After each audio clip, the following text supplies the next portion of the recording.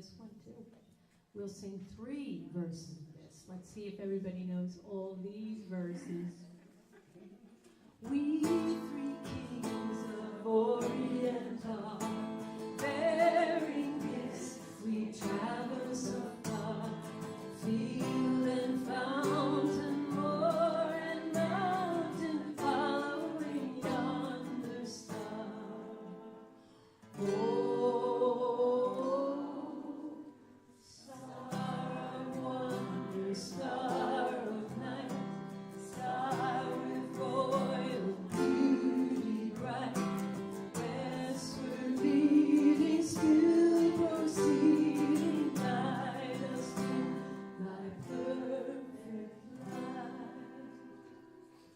Born a king on Bethlehem's plain, gold I bring to crown him again, King forever, ceasing never, over us all to reign.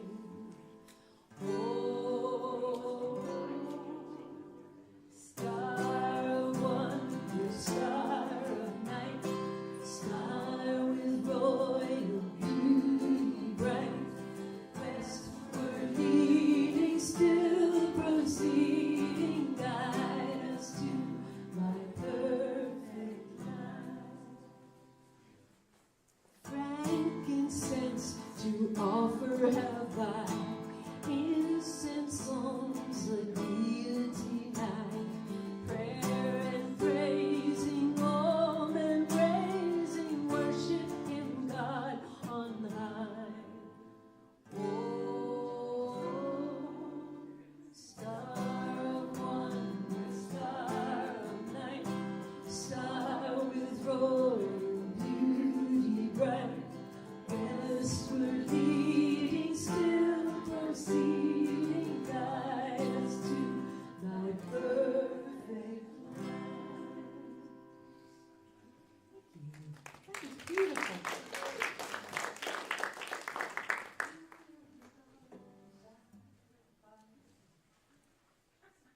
Was that the 5th verse? Really?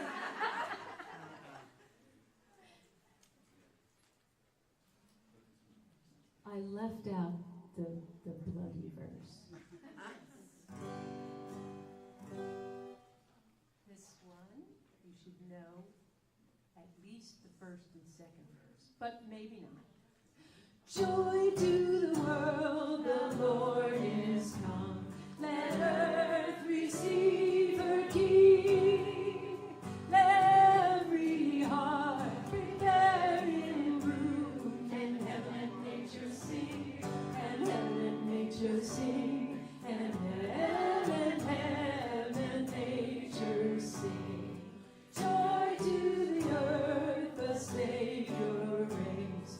Let men their songs employ, while fields and floods, rock hills and plain, repeat the sounding joy, repeat the sounding joy, repeat the sounding joy.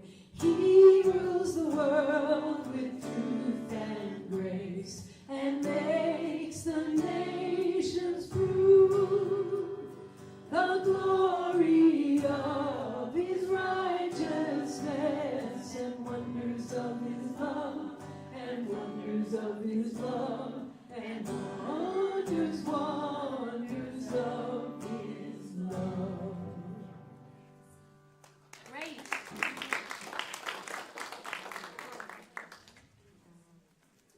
Now let's see. I don't know if we can get through this. All 17 verses of this one. Let's see. Okay, I think we didn't have the time to do 17 verses.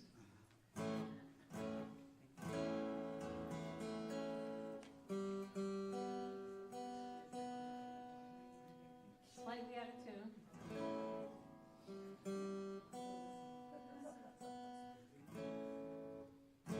You'll all know this one. Happy one. Deck the halls with flowers. boughs of holly, fa la la la la la la la. 'Tis the season to be jolly, fa la la la la la la la. Don we now our gay apparel, fa la la la la la la. Troll the ancient noontide carol, fa la la la la la la la. See the blazing moon before us, fa la la la la la la la. Strike the harp and join the chorus, fa la la la la la la la. Follow me in merry measure, fa la la la la la la. While I tell of noontide treasure, fa la la la la la la. Fast the way the old year passes, fa la la la la la la la. Hail the new year, lads and lasses, fa la la la la la la la. Sing we join this all together, fa la la la la la la la. Heedless of the wind and weather, fa la la la la la la la la. Thank you, that was wonderful. Now I'm going to be leaving and you will be entertained by these wonderful people.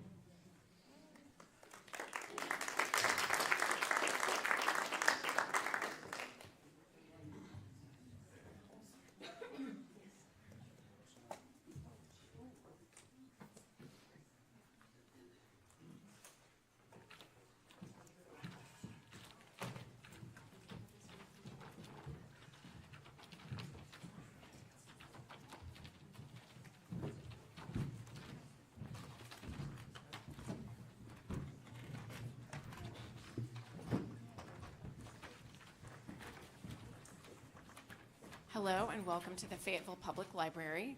We are happy to host a Christmas Carol presented by the Northwest Arkansas Audio Theater and adapted for radio on stage by Anthony E. Palermo. My name is Kelly Haley and I want to thank you for coming and thanks to everyone viewing this online. You are about to be transported to a bygone era when people tuned into their radio for most, if not all, of their entertainment needs. After today's presentation, please consider filling out one of those evaluation forms on the back table. We do appreciate your feedback for our future programs. Now, please join me in welcoming the Northwest Arkansas Audio Theater.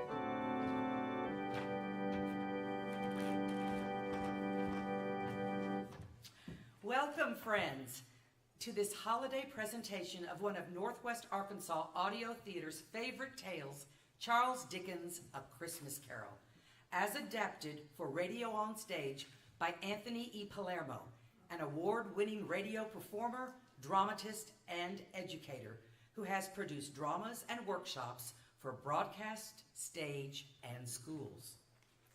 Audio theater, or radio on stage, uses voices, music, sound effects, and your imaginations to set the scene, play the action, and tell the story. You, our live studio audience, can close your eyes and listen, or if you prefer, watch our performers create the tale. Please silence your cell phones, sit back, and enjoy.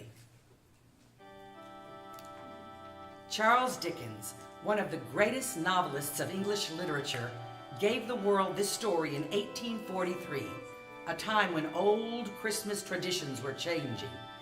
More people lived in cities and worked in factories, so the old rural celebrations were largely forgotten, and even the long tradition of telling ghost stories at Christmas time was in danger of dying out. A Christmas Carol brought the best of the old and new together, inspiring millions of us in the last 180 years to think of Christmas as a time to rejoice with family and friends, to make Christmas a time of magic for children, and especially to remember our blessings with those less fortunate, as we would want to be blessed in our times of need. A Christmas Carol opens in London, England, on a cold, snowy December 24th in the year 1843. We will proceed with our tale in a moment, after a word from our sponsor, Scrooge and Marley's Counting House. I am Jacob Marley, Esquire of the firm Scrooge and Marley. Greetings, gentlemen and financial agents for those ladies, that is, all of them, who require assistance managing their wealth.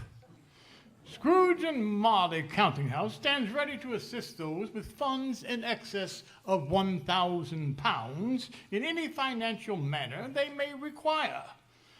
Our firm has a record equaled by none in choosing wise investments, which will cause your assets to accumulate and your prosperity to increase as your positions and ranks deserve. We pay such close attention to our mission that you might say that we take care of your money as if it were our own. And our fees are extremely modest by the superior results obtained. Inquiries may be presented at the Royal Exchange at the London Times or in care of our offices on Fleet Street. Scrooge and Marley, an establishment to make your money grow.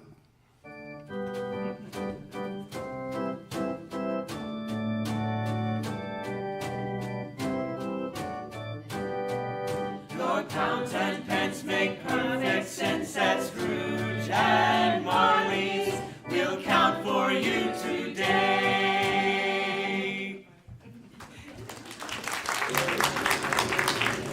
Thank you, Mr. Marley. We now proceed to our tale, A Christmas Carol.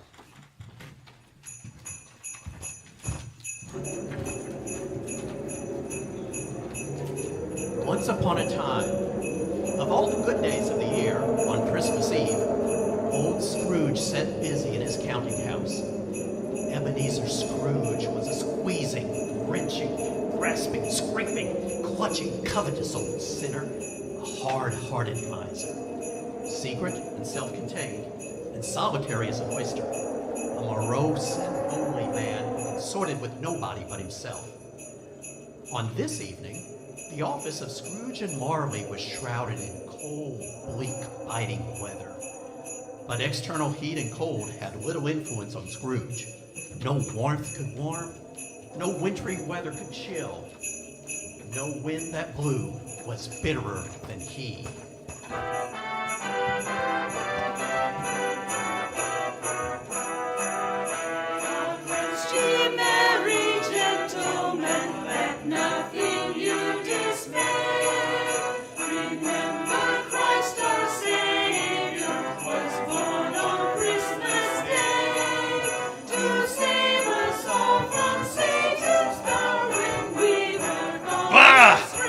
Merry Christmas, humbug! Begone, you miserable little beggars.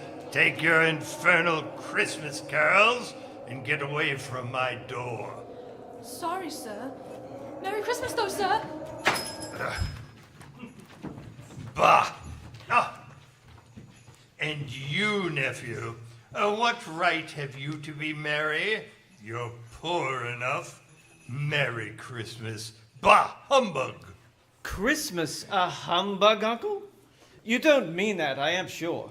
What right have you to be dismal about Christmas? You're rich enough. Don't be cross, Uncle. What else can I be, Fred, when I live in such a world of fools as this? Merry Christmas. If I could work my will, every idiot who goes about with Merry Christmas on his lips would be boiled with his own pudding. Ha!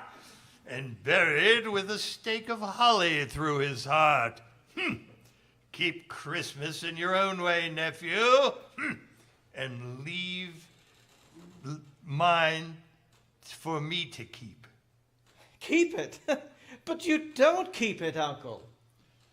Well, let me leave it alone then. Much good it may do you. Much good it has ever done you. But Christmas time is a good time, Uncle. A kind, forgiving, charitable, pleasant time.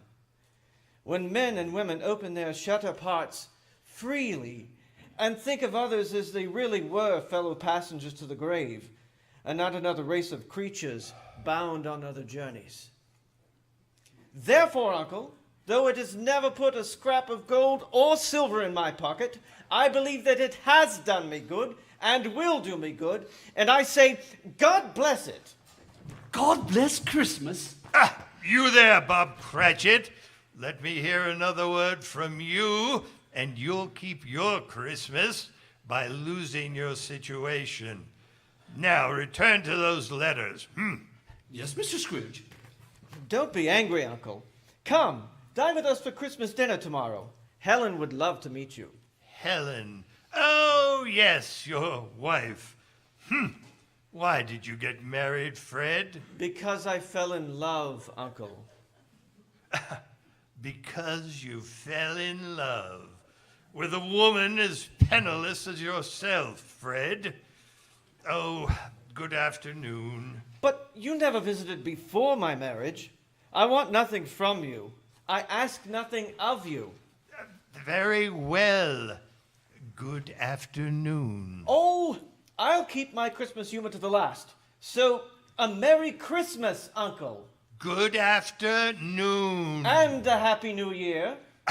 Good afternoon. Mr. Cratchit, see my nephew out. This way, Mr. Fred. A Merry Christmas to you, sir. And to you and your family, Bob. How are Mrs. Cratchit and all the little Cratchits, especially your youngest, the lame boy? Tim, sir. Tawny Tim. He's getting better. Yes. Thank you for asking. Happy Christmas to you, sir. Ha! My clerk.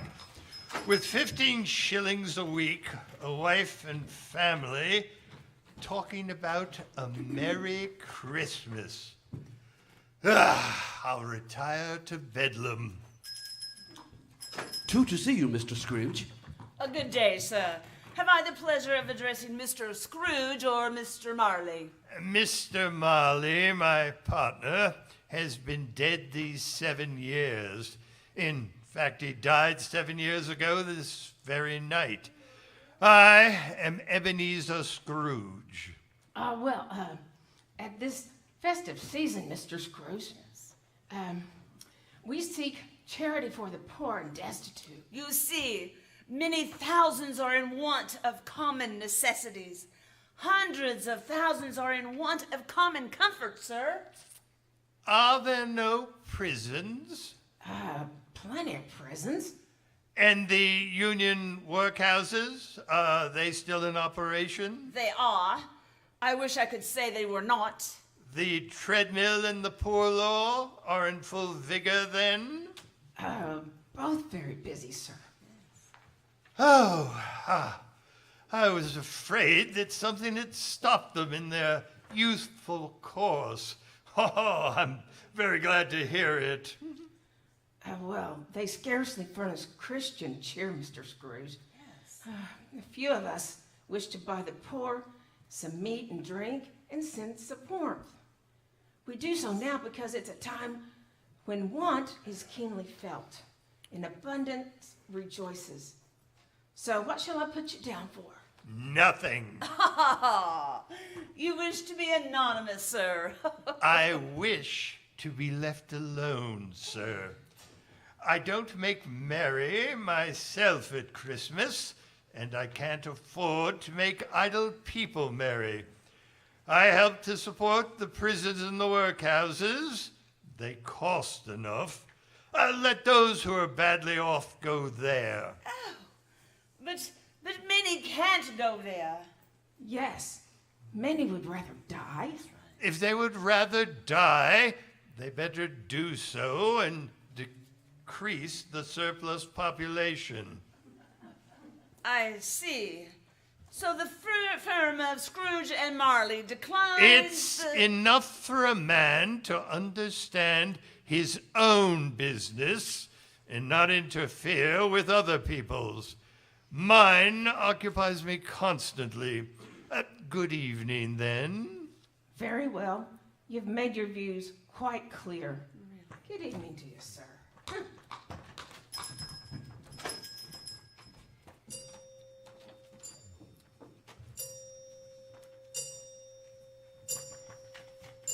Mr. Scrooge, it's 7 o'clock, sir, and it is Christmas Eve. So? Oh, I suppose you'll want all day tomorrow, eh, Mr. Cratchit? If quite convenient, sir. It's not convenient, and it's not fair. If I were to dock you £half-a-crown for it, you'd think yourself ill-used, I'll be bound. And yet, you don't think me ill-used when I pay a day's wages for no work. 'Tis but once a year, sir. A poor excuse for picking a man's pocket every 25th of December. But I suppose you must have the whole day. Well, be here all the earlier the next morning, Mr. Cratchit. I will, sir. Thank you, and Merry Christmas. Merry Christmas indeed. Bah! Scrooge took his melancholy dinner in his usual melancholy tavern and walked home through the rolling fog and bitter cold. He silently passed the urchins crowded round fires in the street trying to keep warm. The icy Scrooge trudged along through the dark streets, but just as he reached the door of his dismal house, he thought he heard something calling. Ebenezer Scrooge. Ebenezer Scrooge. It was the voice of his long-dead partner, Jacob Marley, whose ghostly face appeared on the door knocker.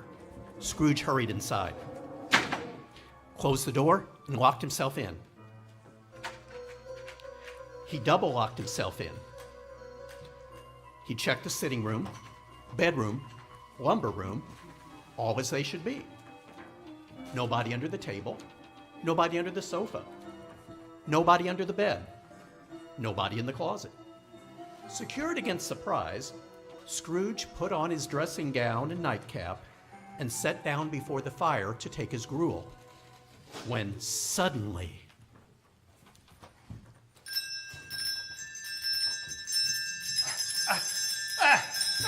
Well, what is it? Every bell in the house must be ringing. What in the world? Ah, nonsense. Humbug. It's all humbug. I had... Wait. What's that? Someone's in the cellar. But the doors are locked. Double locked. Something is coming up the stairs. Closer. It's outside my door. Ah, it's humbug. I won't believe in it. Humbug. Scrooge. Ebenezer Scrooge. How now? What do you want with me? Who are you? In life, I was your partner, Jacob Marley. You don't believe in me, Scrooge. Why do you doubt your senses? Disorder of the stomach makes them cheats. You're not a ghost. You're just a bit of bad beef, a blot of mustard, a fragment of underdone potato. Ha! There's more of gravy than of grave about you. whatever you are. Humbug! Humbug! I tell you. Oh, man of the worldly mind, do you believe in me or not? Mercy, I believe in you. I believe in you. I must. Oh, dreadful apparition. Why do you trouble me? Why do spirits walk the earth? Why come to me? It is required of every man that the spirit within him should walk abroad among his fellow men. And if that spirit goes not forth in life, it is condemned to do so after death, doomed to wander the world and witness what it cannot share, but might have shared and turn to happiness. Oh! You are fettered, Jacob.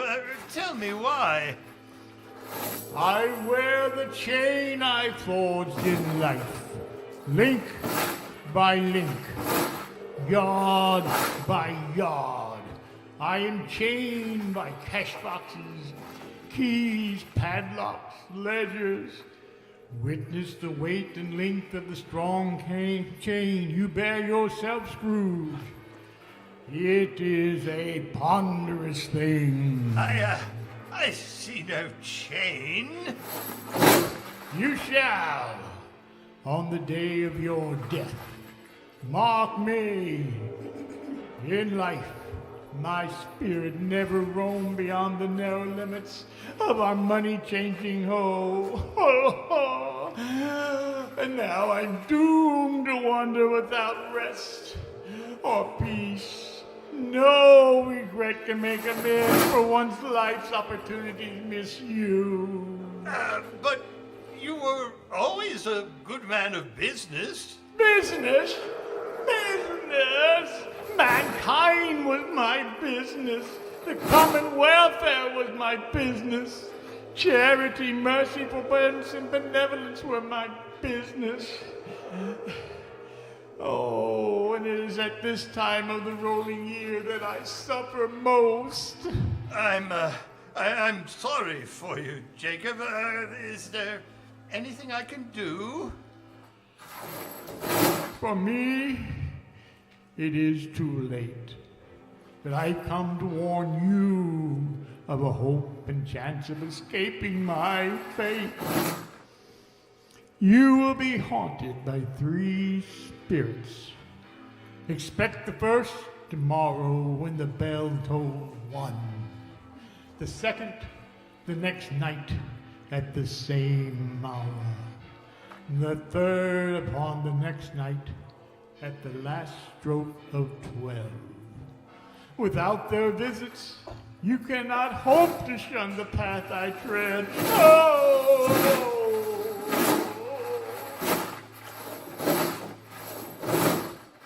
Ebenezer, look out this window.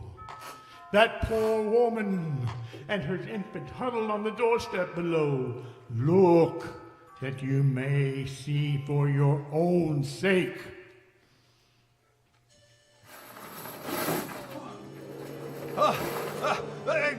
Ghosts, phantoms, hundreds, chained, just like yourself. They surround the woman, but they're not haunting her. They're pleading. Can't she see them? Their anguish. Why do these ghosts lament, Jacob? Why do they wail? They seek to aid her. They seek to do good in human matters, but have lost their power forever. They wail in unceasing torture and remorse. Beware this fool-faced Ebenezer! Beware! Beware!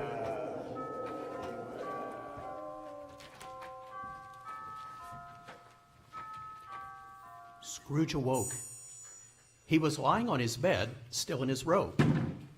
Was Marley's visit a dream or not? He decided it was a dream and nothing more. But suddenly, the curtains of the bed were drawn aside, and Scrooge found himself face to face with the unearthly visitor who drew them. It was a strange figure, like a child, yet not so like a child as like an old man. Ebenezer Scrooge? Are you the spirit whose coming was foretold? I am the ghost of Christmas past. Long past? Your past. I come for your welfare. Rise, Scrooge, and walk with me. What? Out the window? But I am mortal and liable to fall. Bear but a touch of my hand upon your heart, and you shall be upheld in more than this. As the words were spoken, they passed through the wall and stood upon an open country road with fields on either hand. A little market town appeared in the distance, with its bridge, its church, and winding river. It was a clear, cold winter day with fresh snow upon the ground. Do you recognize this place, Scrooge? Good heavens, I was bred in this place. I was born here.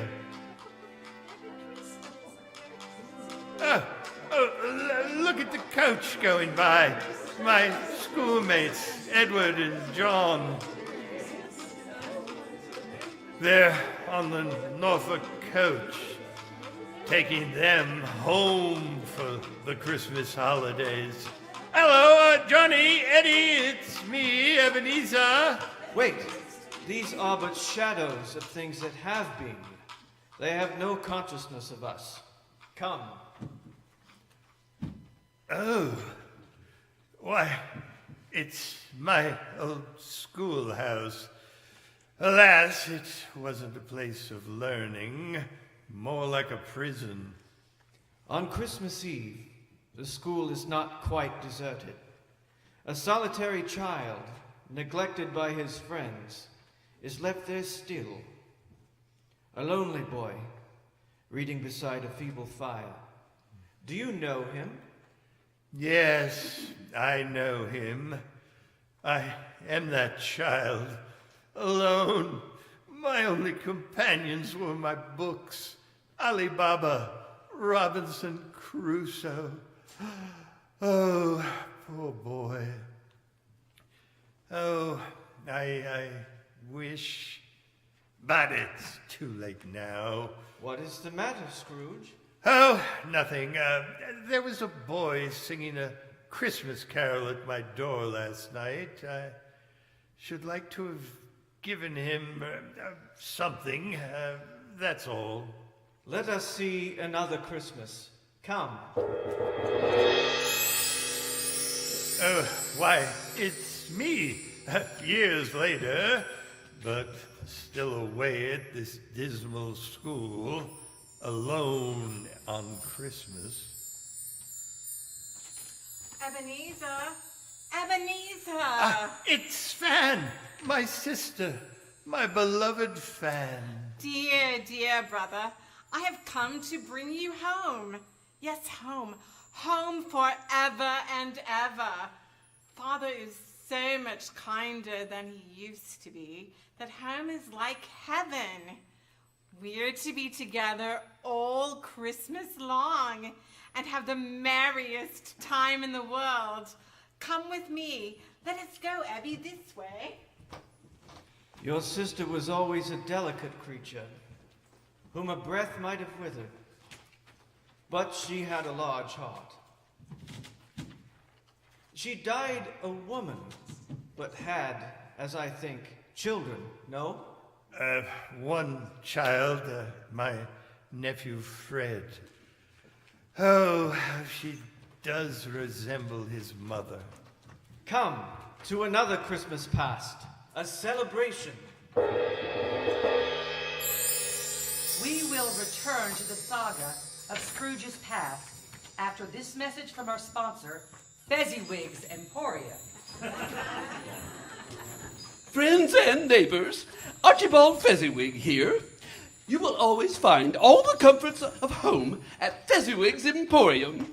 All you could possibly need or want is spread before you on our shelves, in our boxes and bins, and closets and cupboards and bales. If you don't see it, just ask. We will find it for you. Our prices are of the cheapest, although our goods are of the best. Our cheerful clerks are here to serve you 6 days a week, 12 hours a day. Come to see, you'll stay to buy, and return home satisfied, or my name's not Archibald Fezziwig, which of course it is. From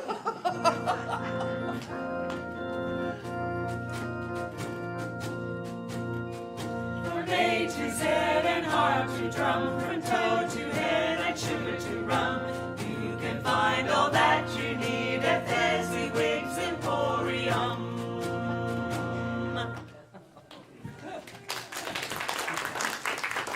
That sounds wonderful, Mr. Fezziwig.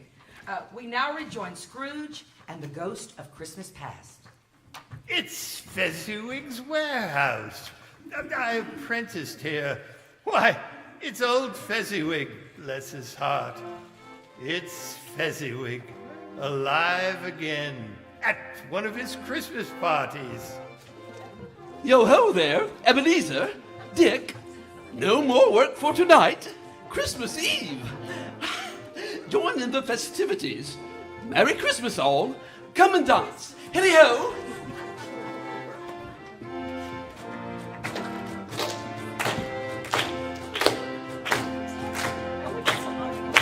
Hands half round and back again. Down the middle and up again. Round and round. Advance and retire. Old top couple, bow and back. New top couple, start off again. Advance and retire. Both hands to your partner. Bow and curtsy. Corkscrew. Thread the needle. And back again to your place. Well done, my friends. Well done. Do you recognize yourself, Scrooge? A young man with a twinkle in your eye and a future before you. You're quite enjoying yourself. Oh, it was a marvelous party, Spirit, with cake and punch and cold roast and mincemeat pies and plenty of beer. Look at old Fezziwig, how he dances. It's glorious. Oh, what a jolly time we used to have. It was a small matter for old Fezziwig to make these silly folks so full of gratitude, Small matter? Small matter indeed. He has spent only a few pounds of your mortal money. And look, is it so much that he deserves praise? It isn't that. Isn't that at all, Spirit? Fezziwig has the power to render us happy or unhappy, to make our service light or burdensome, a pleasure or a toil. The happiness he gives is quite as great as if it cost a fortune. What? Is something bothering you, Scrooge? No. I should like to say a word or two to my clerk, Bob Cratchit, just now. Scrooge, my time grows short. Quick, several years later.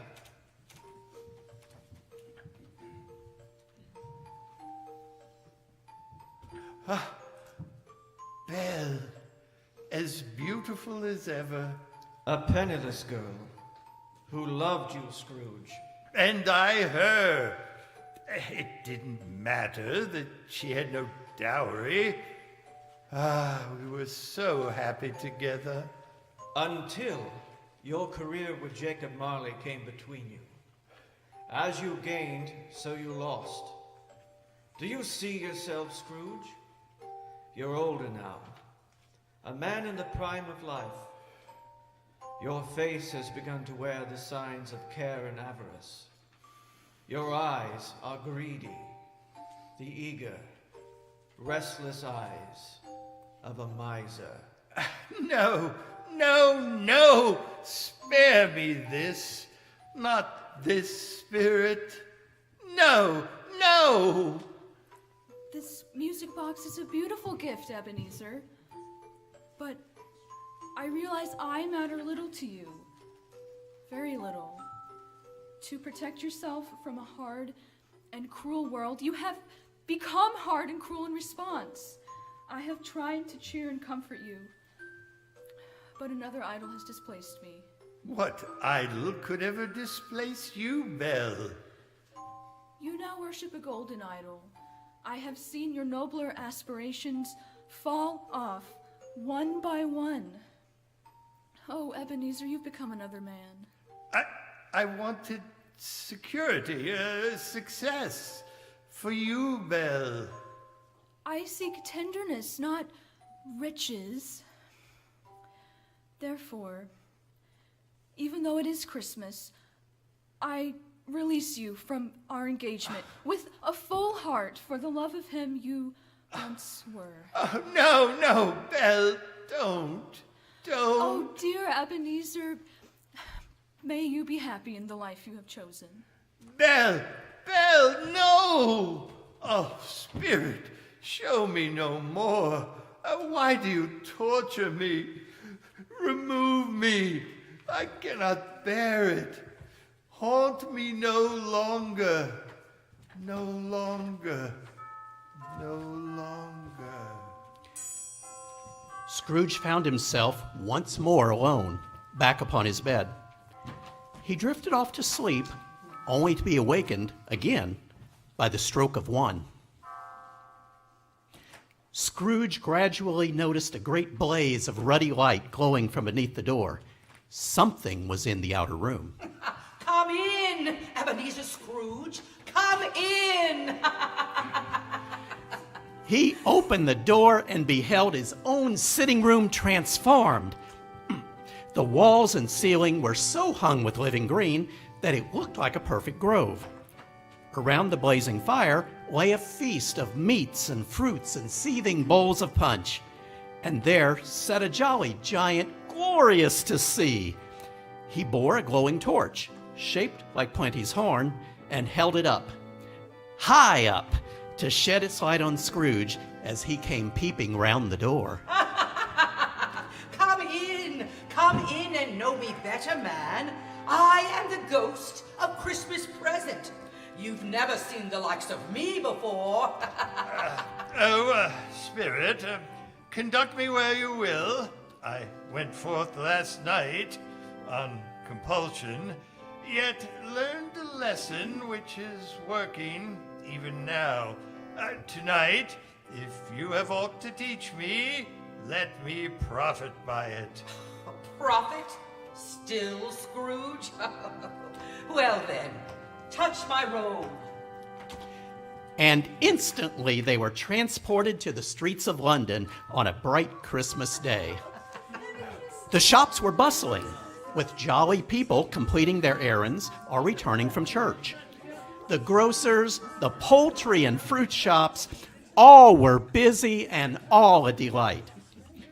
Presently, Scrooge and the Spirit came to Camden Town, to a humble house on a humble street. This is the home of my clerk, Bob Cratchit, his wife, and 6 children. Why are we here, Spirit? Whatever has kept your precious father, then, and your brother, Tiny Tim? Oh, but here's Martha, Mother. Hurrah! Oh, Martha. Sorry I'm late, Mother. We had a great deal of work to do last night. And to clear away this morning. Well, never mind. So long as you are come. Sit you down by the fire, my dear, and have a warm Lord bless you. No, Father's coming. Hide, Martha, hide. Father. Ah, Peter, Belinda, Frederick, Harriet. Where's our Martha? Not coming. Not coming? Not coming on Christmas Day? Here I am, Father. Merry Christmas. And how did little Tim behave at church today, Bob? As good as gold, Mother, and better. Eh, Tim? They sang ever so nice, Mother. I hoped the people saw me in church. Because I'm a cripple, it might be pleasant for them to remember on Christmas who made lame beggars walk and blind men see. Bless you, my son. You see, Mother, his heart is strong, and he will get better. I know it. Oh, let's play a game. Please, Father, please, play the memory game with us, please. Yes, and we'll sing some songs, and oh, look! Oh, smell that goose! Hurrah! Look, there was never such a goose, never! And we're all very grateful, are we not? Tim, my son, would you say grace for us this Christmas Day? Yes, Father, gladly. I have a Christmas prayer.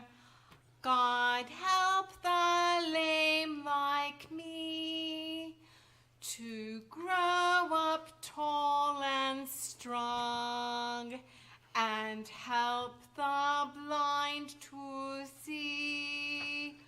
God bless us, everyone. Amen.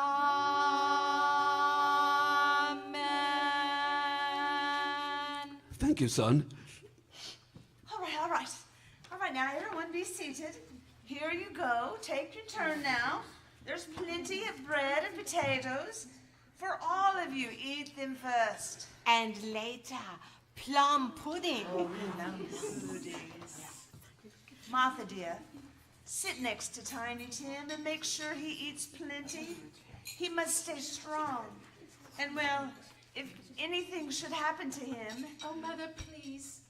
Don't even think that. I'll make sure he eats well. Here, Tim, come on, me. Quiet, please. Quiet. Such a feast requires a Merry Christmas to us all. God bless us. God bless us. God bless us. God bless us. God bless us, everyone. Tell me, Spirit. Tell me if Tiny Tim will live. I see a vacant seat by the chimney, and a crutch without an owner carefully preserved. If these shadows remain unaltered by the future, the child will die. No, oh no, kind Spirit. Say he will be spared. Why? If he be like to die, he had better do so and decrease the surplus population. Oh, you use my own words against me. Yes. Perhaps in the future you will hold your tongue until you have discovered what the surplus population is and where it is. It may be that in the sight of heaven, you are more worthless and less fit to live than millions like this poor man's child. Now the punch, steaming hot. Take your turn. There's enough for a toast, and one after that. A toast to Christmas. Here, I would like to propose a toast to Mr. Scrooge, the founder of the feast. To Mr. Scrooge. The founder of the feast, indeed. I wish I had Mr. Scrooge right here. I'd give him a piece of my mind to feast upon, and I'd hope he'd have a good appetite for it. My dear, it's Christmas Day. Oh, I'll drink his health for your sake and the day's sake, not for his. Long life to him. A Merry Christmas and a Happy New Year. He'll be very merry and very happy, I have no doubt. Come, Ebenezer, to a gathering across town.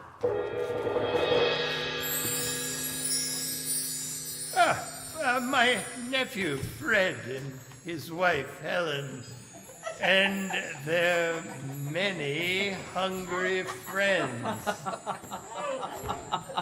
And then he said Christmas was a humbug, as I live. And he believed it, too.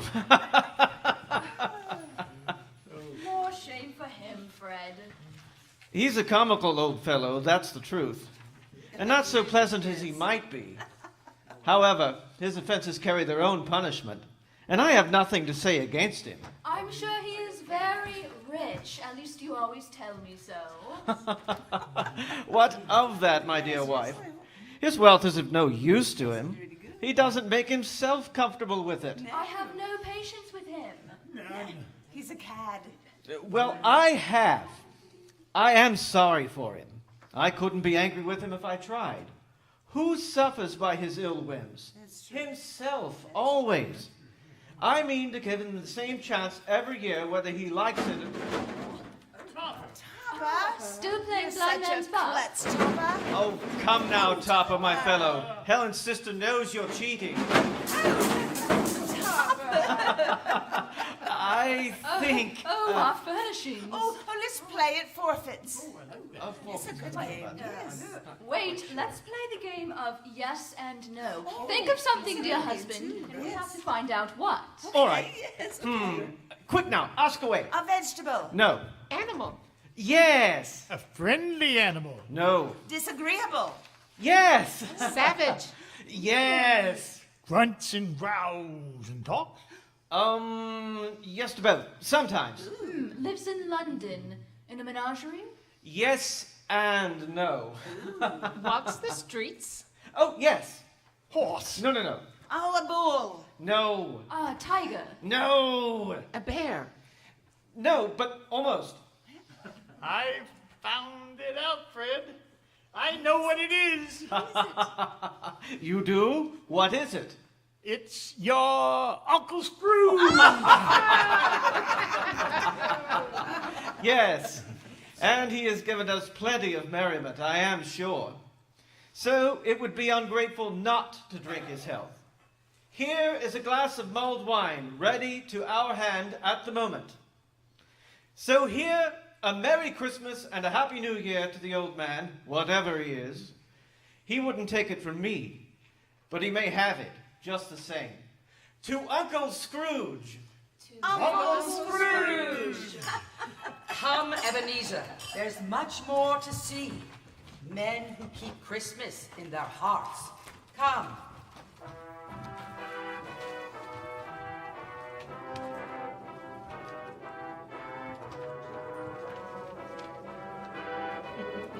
Much they saw, and far they went, and many homes they visited, but always with a happy end. The spirits stood beside sick beds, and they were cheerful. On foreign lands, and they were close at home. By poverty, and it was rich. In almshouse, hospital, and jail, in misery's every refuge, the spirit of Christmas left his blessing and taught Scrooge as he went. Presently, they returned to the streets of London for the spirit's final lesson, but the spirit had aged. My life upon this globe is very brief. My time with you, Ebenezer, is almost done. Have you gained by what I have shown you of the good in most men's hearts? I don't know. How can I promise? Perhaps I'm too old to change. If it is too hard a lesson to learn, then look upon these. Look here under my robe. What? Two frightful, hideous, miserable children. Yellow, meager, scowling. Spirit, are they yours? They are man's. This boy is ignorance, this girl is want. Beware them both, and all of their degree. But most of all, beware this boy. For on his brow I see that written which is doom, unless the writing be erased. Without the spirit of Christmas to comfort them, Narrow Puritanism and greed would release these wretched beings upon the world. But, Spirit, have they no refuge or no resource? Are there no workhouses? Are there no prisons? Are there no workhouses? Are there no prisons? Are there no workhouses? Are there no prisons? And with that, the ghost of Christmas present dissolved into the mist, and Scrooge stood alone upon the street. As the last stroke of midnight rang, Scrooge remembered the prediction of old Jacob Marley, and lifting his eyes, he beheld the third spirit, a solemn phantom, darkly shrouded, draped and hooded, coming like a mist along the ground towards him. Am I in the presence of the ghost of Christmas yet to come? You are about to show me shadows of things that have not yet happened, but will happen. Spirit, will you not speak to me? Oh, ghost of the future, I fear you more than any specter I've seen, but as I know your purpose is to do me good, and as I hope to live to be another man from what I was, lead on. The night is waning fast, and it is precious time to me. Lead on. Why, it's my accustomed corner at the Royal Exchange among businessmen. And here are my fellow merchants, as I have seen them often.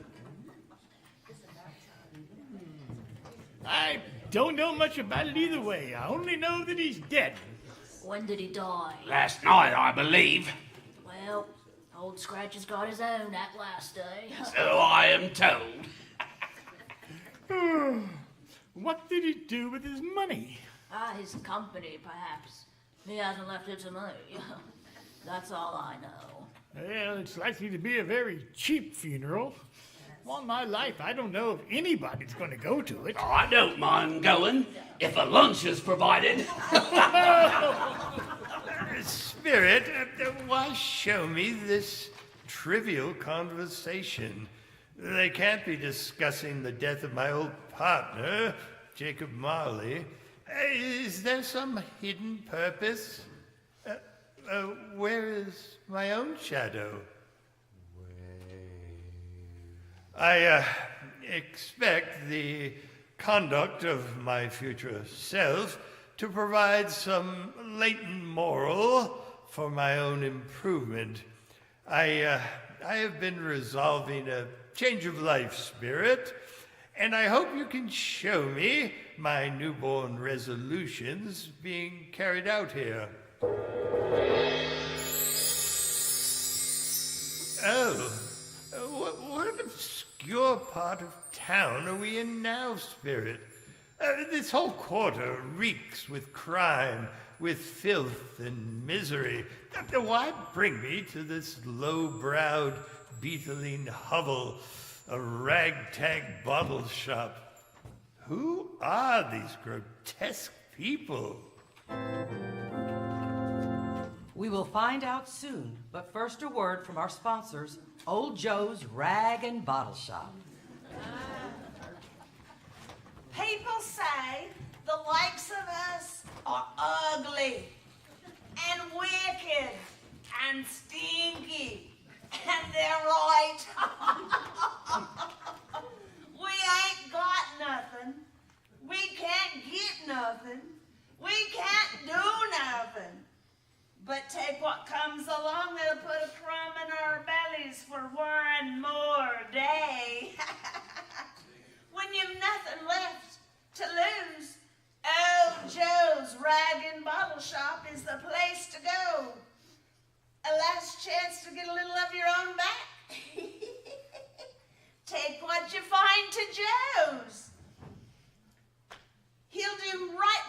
more than them other toffs will. And he ain't too particular where you got it from either, as long as it ain't got no names on it. Get yourself down to old Joe's rag and bottle shop. Shoppish!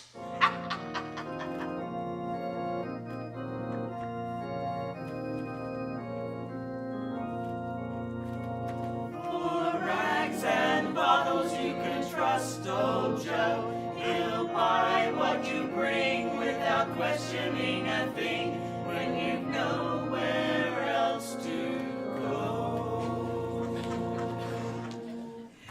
It's good to know that there is a place of last resort. We return now to what Scrooge is doing here in the last chapter of A Christmas Carol.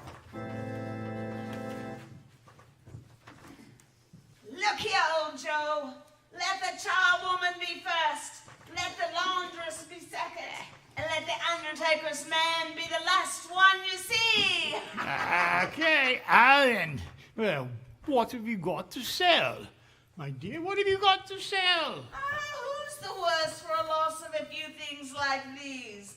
Not a dead man, I suppose, eh? Oh, no, indeed. If he wanted to keep him after he was dead, the wicked old screw, why wasn't he natural in his lifetime, huh? Oh, Mrs. Gilbert. Well, if he had been, he'd have had someone to look after him when he was struck with death, instead of lying there, gasping out his last alone by himself. 'Tis true, Joe.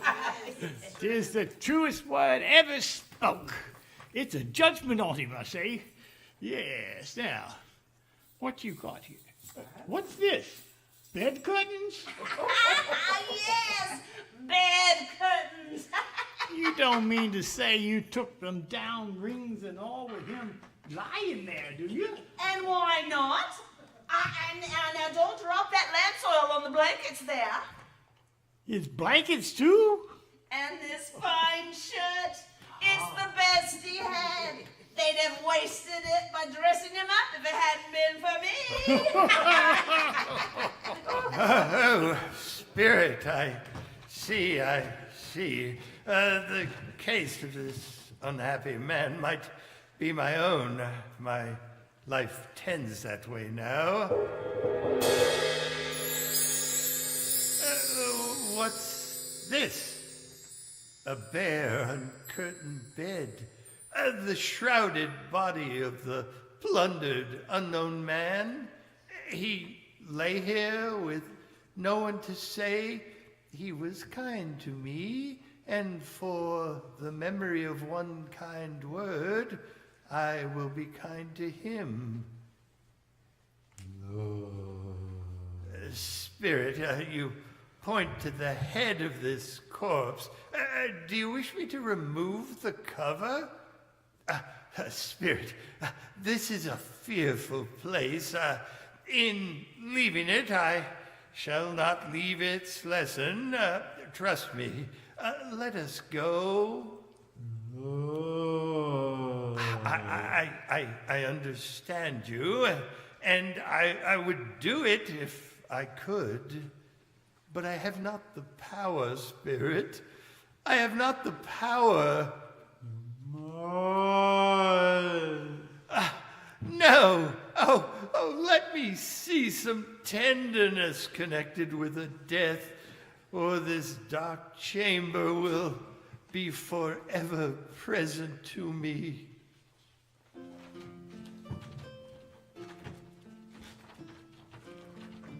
Spirit, once more we are at the home of Bob Cratchit, but it is different, so quiet. What is it, Spirit? What kind of a Christmas day is this?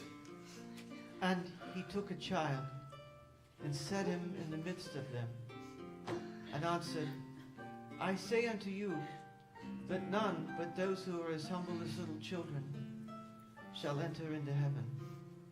Whosoever shall receiveth one such little child in my name receiveth me. Oh, Peter, stop reading. Oh, my son, tiny down soon? Don't let him see that you've been crying. He's late tonight, Martha. When he had Tiny Tim on his shoulder, he would walk very fast indeed. But the child was light to carry, and Father loved him so. It was no trouble at all. Here's Father now. Sorry I'm late, Mother. I wish you could have gone. It would have done you good to see how green a place it is. But you'll see it often. I promised Tim that we'd walk there on Sundays. Oh, Mom. Little child. My little child. Spectre, something informs me that our parting moment is at hand. Tell me, what man was that whom we saw lying dead?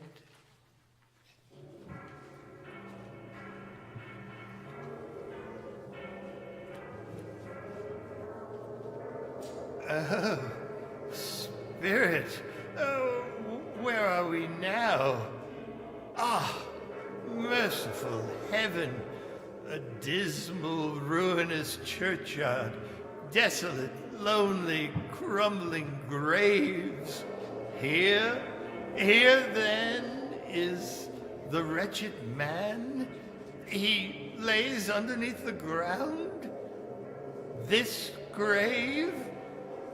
Before I draw nearer to that stone, tell me, Spirit, are these the shadows of things that will be, or are they the shadows of things that may be only?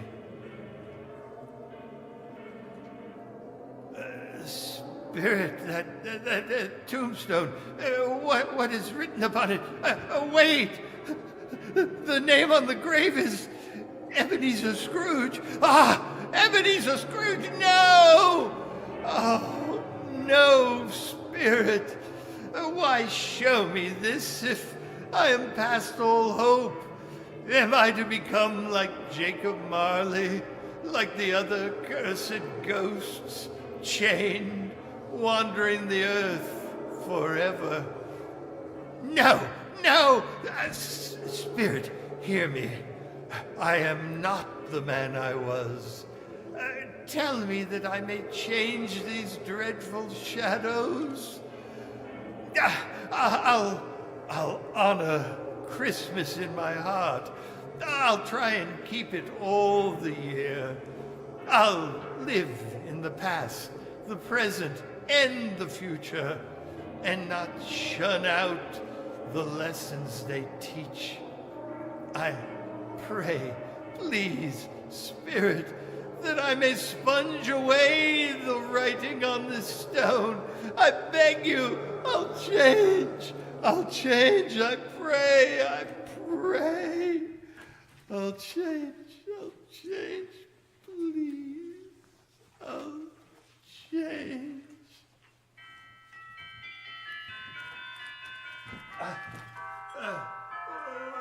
Why, what's this? My bedpost? I'm home? In my own bed? In my own room? Oh, heaven be praised for this. I don't know what day of the month it is. I don't know how long I've been among the spirits.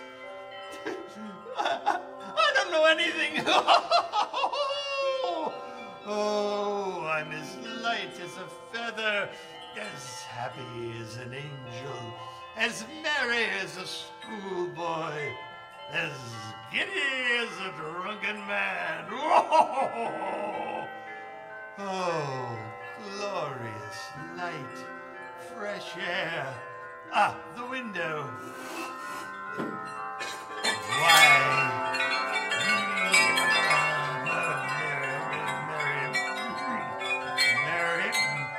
Merry Christmas.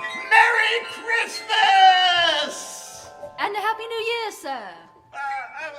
Boy, what's today? What day is it, my fine fellow? Today? Why, it's Christmas Day, sir. Christmas Day? I haven't missed it. The spirits have done it all in one night.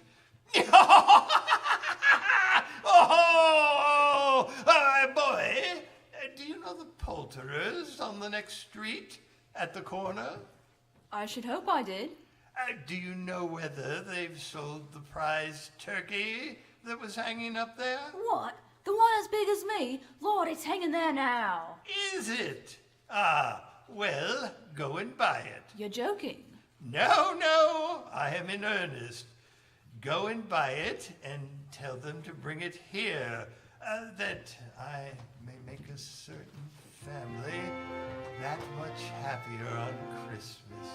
Scrooge sent the boy to buy the prize turkey and have it delivered to the Cratchit family as an anonymous gift. Then, the new Ebenezer Scrooge dressed himself all in his best and got out onto the streets of London. By this time, people were pouring forth, and Scrooge regarded all with a delighted smile and hearty holiday greeting. Merry Christmas! Merry Christmas! By mere chance, Scrooge came upon the charity seekers he had dismissed yesterday, but today he apologized and made a large donation to their worthy cause, with many back payments included. He went to church, walked about the streets, watched the people hurrying to and fro. He patted children on the head, questioned beggars, and found that everything could yield him pleasure. He had never dreamed that any walk, that anything, could give him so much happiness. In the afternoon, Scrooge turned his steps to the door of his nephew Fred, who was in the midst of Christmas dinner with his wife and their many hungry friends.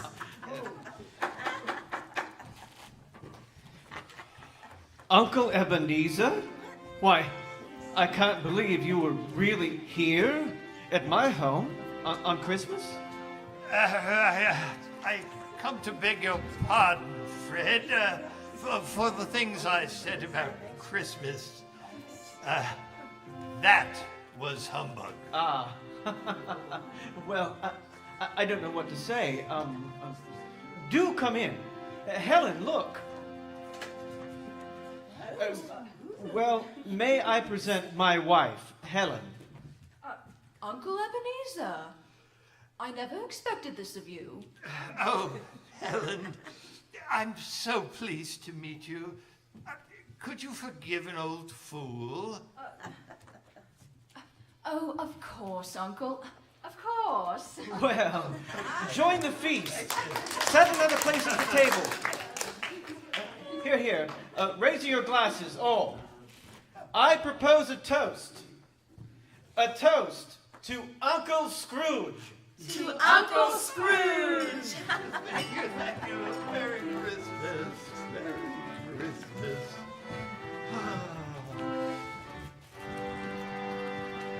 And so, Ebenezer Scrooge rejoined his family and rejoined the family of man. The next morning, Scrooge was early at the office. If he could only be there first and catch Bob Cratchit coming late. That was the thing he had set his heart upon. And was Bob ever late? The clock had struck 9. No Bob. 1:15? No Bob. Finally. Mr. Cratchit? No. What do you mean by coming in at this time of day? I'm very sorry, sir. I am behind my time. It shall not be repeated. I was making rather merry yesterday, sir. Bob Cratchit, I'll not stand for this sort of thing any longer.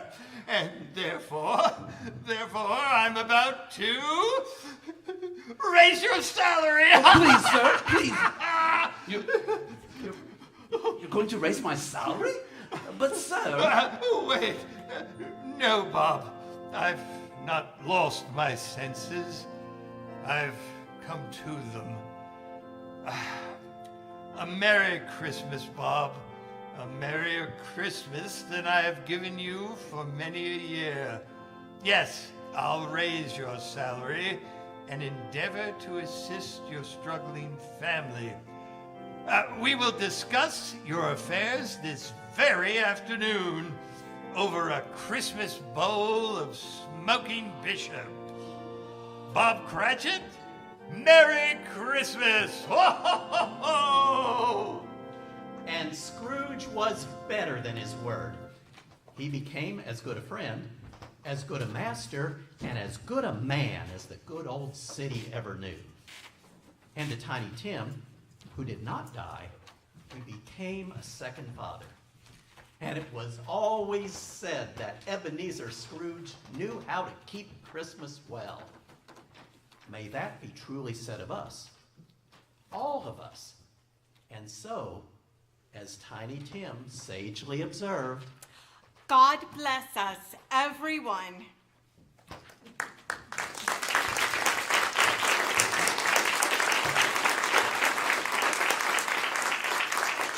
Thanks to all of you for being here for our Northwest Arkansas Audio Theater production of A Christmas Carol. Before we go, we have a public service announcement for the Community Blood Center of the Ozarks and an announcement about our next show coming along in the middle of March 2024. At this blessed season of the year, our hearts turn to giving to others from the abundance of our own lives. Something anyone can give is the gift of life itself in the form of our blood. At any time of year, our blood is needed by people who have survived accidents or who need surgery. A 1 pint donation can save as many as 3 lives.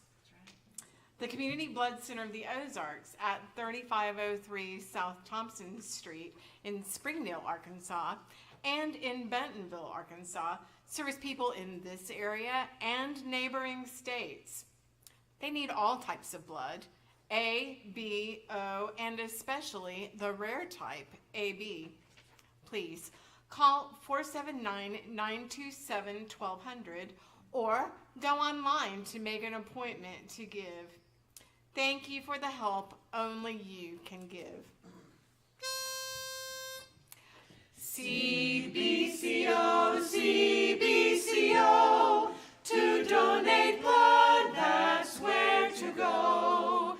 CBCO, CBCO, they need all types, A, B, and O. In holidays there is a need, so join us please, do a good deed.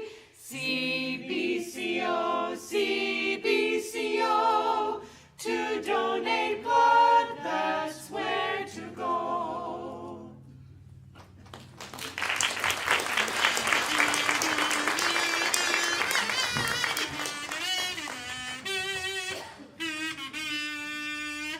They seek him here, they seek him there. Those Frenchies seek him everywhere. Is he in heaven? Is he in hell? That Don Melissa Pimpernel.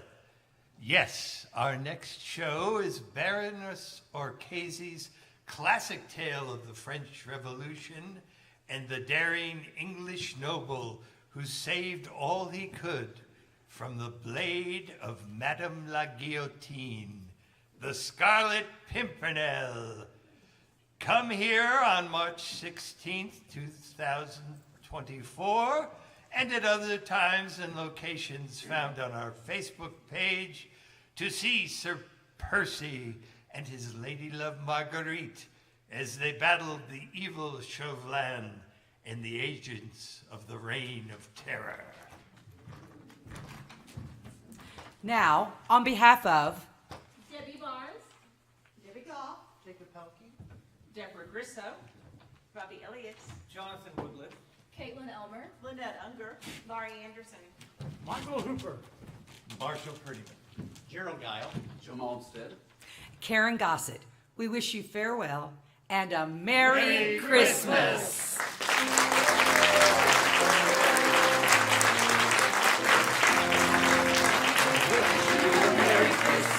We wish you a Merry Christmas.